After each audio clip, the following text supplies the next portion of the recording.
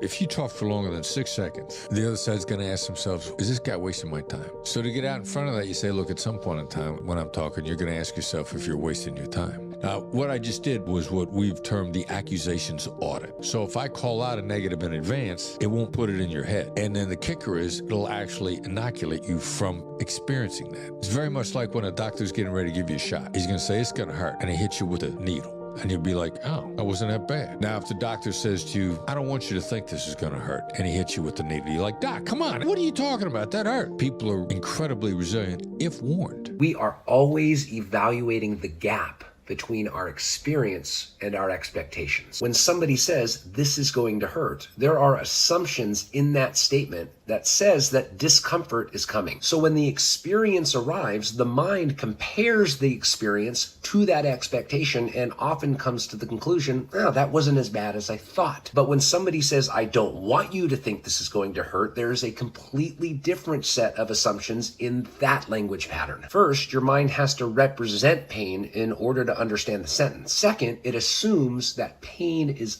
unlikely. So now you've created an expectation of less discomfort. The moment reality exceeds that expectation, the emotional response becomes stronger. This is a massively important principle in communication and influence. People do not respond to reality itself. They respond to the gap between reality and their expectation. This works because it lowers resistance by acknowledging the other person's concerns before they ever even have to. It removes surprise, creates congruence, and it causes people to perceive the experience as better than expected. I use this same principle with my clients in regards to mindset, performance, and influence. Whether we're eliminating a limiting belief, handling objections, or improving communication. A huge part of the work is coaching people to understand that expectations don't just predict experiences, they help create them.